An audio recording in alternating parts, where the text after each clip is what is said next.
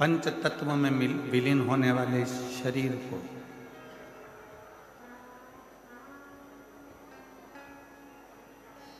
जो मिला है अपने माता पिता के द्वारा, इस शरीर को कैसे शिव से लगाया जाए, इस शरीर को कैसे परमात्मा की अविरल भक्ति में लगाया जाए, इस शरीर को कैसे भगवत भजन में लगाया जाए, कैसे भगवत नाम में लगाया जाए, ये शिव महापुराण की कथा हमको सिखाती है।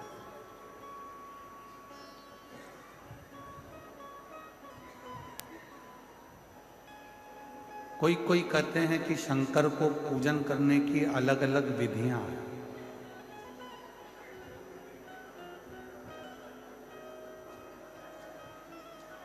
कोई कहते हैं भगवान शंकर को रिझाने के लिए अलग अलग भाषाएं हैं।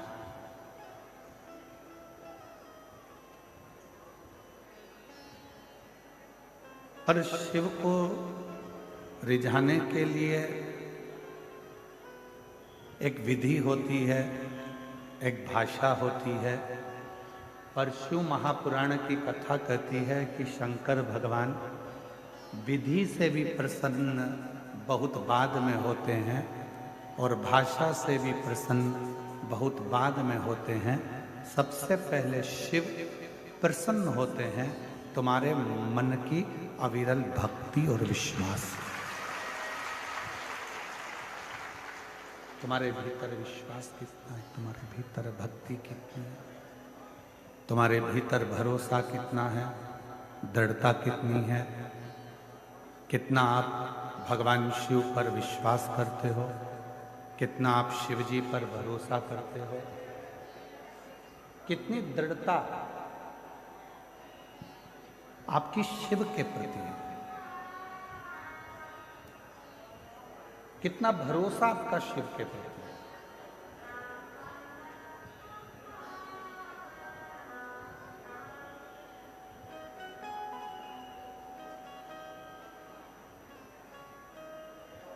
हमारे सतुआ बाबा जी कहते हैं, जब हम काशी में कथा करने के लिए गए तो सतुआ बाबा जी कह रहे थे, महाराज जी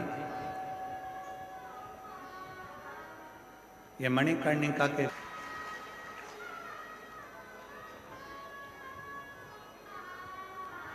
एक गुरु वो होता है जो अपना कक्ष या पंडाल नहीं छोड़ता, और एक आप पर आपके गुरु की कृपा है जो भोजन व्यवस्था, अन्य व्यवस्था, खुद दौड़ दौड़ कर व्यवस्थाओं को देखना, ये एक सच्चे गुरु के शिष्य का प्रमाण, सच्चे गुरु। शिव सिखाते ही है, मेरे शंकर भगवान ना विधि से प्रसन्न होते हैं ना भाषा से प्रसन्न होते हैं।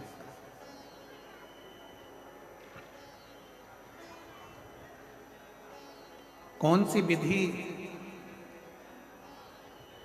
हमारे पास में हो कि हम भगवान शंकर को प्रसन्न करें?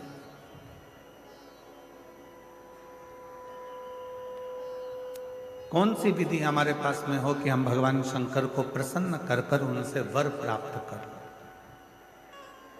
कोई विधि हमारे पास में नहीं है कि हम शिव जी को प्रसन्न कर सकें। और कौन सी भाषा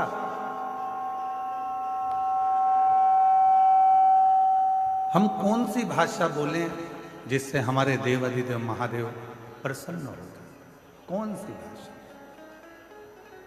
तो कहा एक विश्वास की विधि है, एक भक्ति की विधि है और प्रेम की भाषा है।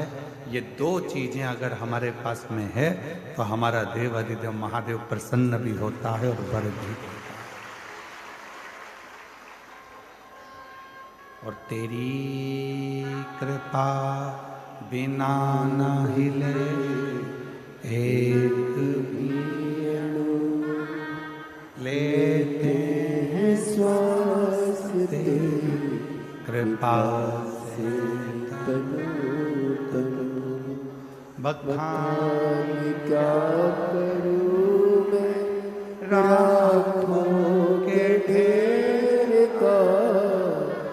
चपटी भभूत में खजाना कुबेर का, हे गंगाधार मुक्ति द्वार ओंकार तू, भोले ओंकार तू, आयो शरण तिहार शंभु तार। शिव एक विधि से प्रसन्न हो जाते हैं, वो विश्वास की विधि है और भक्ति की विधि।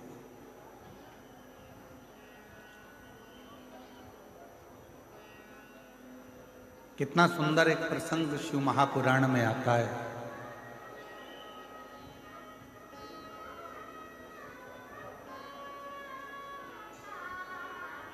उत्तर भारत में एक मनोहरा नाम का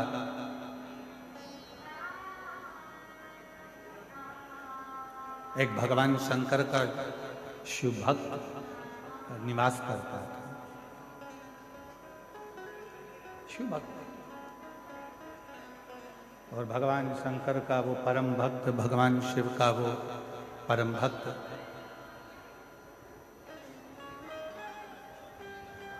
उत्तर भारत में एक मनोहरा नाम का एक शिव भक्त रहता था। और ये उत्तर भारत में ही प्रयागराज की भूमि पर कथा चल रही है। मनोहरा नाम का एक शिव भक्त है।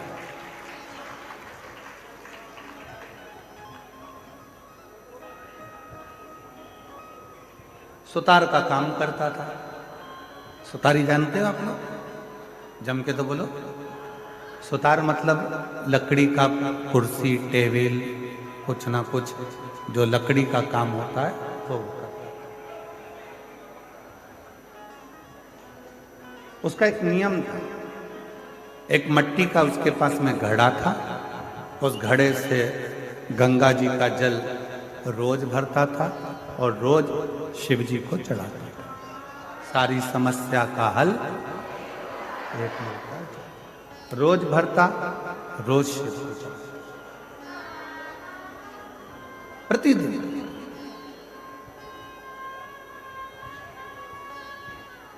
मनोहरा सुतार से उसके जितने भी दोस्त थे, जितने मित्र थे, जितने परिवार वाले थे, जितने कुटुंबी थे और जितने आसपास में रहने वाले लोग थे, वो सब ईर्ष्या करते थे। सब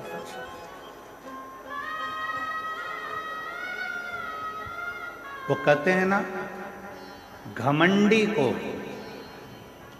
ईश्वर नजर नहीं आता।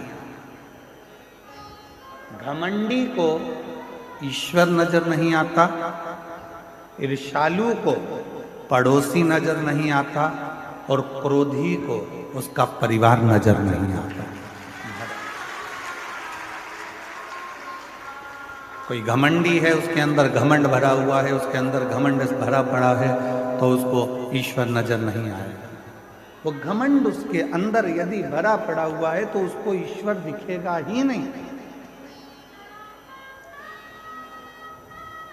ऐसे कई लोग हैं जिनको रोज समझाना पड़ता है कि राम है, कृष्ण है, शिव है, पर कई घमंडी ऐसे पड़े हुए हैं, अपनी घमंड में इतना ज्यादा वो फूले हुए हैं कि वो राम और कृष्ण शिव को मानने को तैयार ही नहीं।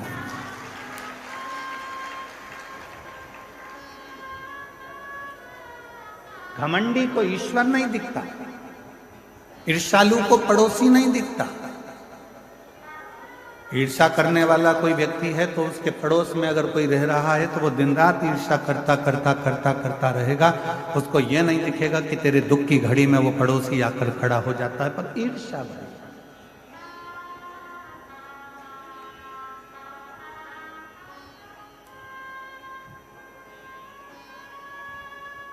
क्या करने आए हो प्रयाग की भूमि पर?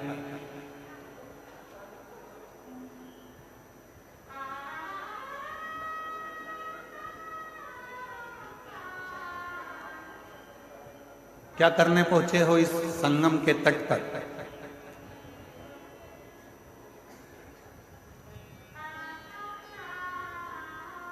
संगम के तट पर अक्षय वट के पास में नाग वासुकी का मंदिर है। आप लोग तो प्रयाग के हो, कौन कौन गया है जरा हाथ उठाओ, जरा रखिए। प्रणाम आपको, जो आपको कर आए हो लोटा भर जल चढ़ाकर। नाग वासुकी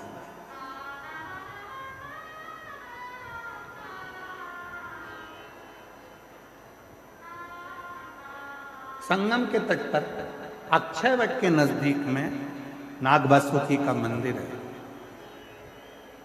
क्या करने के लिए हम आपसे पूछ रहे हैं, वैसे कि वैसे ही इंद्र ने नाग वासुकी से पूछा था। जो भगवान शंकर के गले में सर्प है वासुकी नाग, उससे पूछा था कि तुम त्रिवेणी के संगम पर क्यों आए। जो इंद्र ने पूछा था, जो गरुण ने पूछा था, जो वरुण ने पूछा था, जो देवताओं ने पूछा था, आज वो प्रश्न हम भी आपसे पूछते हैं कि तुम संगम के तट पर क्या करने के लिए।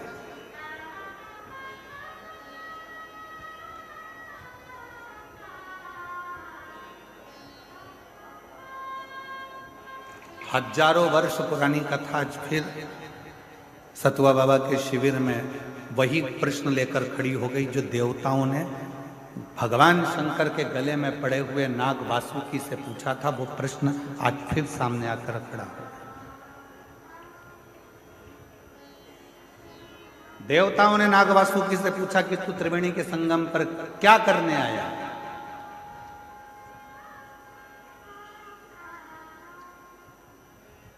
क्या करने के लिए आए।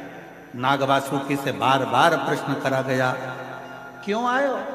ये गंगा यमुना सरस्वती के संगम पर नाग वासुकी क्या कर। आज वही प्रश्न हम आपसे कर रहे हैं, क्योंकि आप सब प्रयाग के रहने वाले हो। आपसे पूछा जाए कि आप त्रिवेणी के संगम पर क्या करने आए, प्रश्न यहां खड़ा होता है।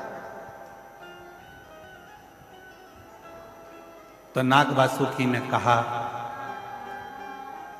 मंथन के समय पर मेरा शरीर पूरा की पूरा कष्टप्रद हो गया है। शरीर में से रक्त निकल रहा है। मेरे शरीर की एक एक नस नस टूट चुकी है, क्योंकि मैंने जब मंथन मुझे पकड़ कर करा गया तो पर्वत के घर्षण से मेरा शरीर पूरा टूट चुका है। मैं बहुत कष्ट में हूं, बहुत तकलीफ में हूं। तो क्या करने आए हो। बस उस कष्ट को मिटाने के लिए और भगवान से उनकी कृपा पाने के लिए मैं त्रिवेणी के तट पर आकर विराजमान। अब कोई तुमसे पूछे, क्यों रे भाई, ए प्रयाग वालों, त्रिवेणी के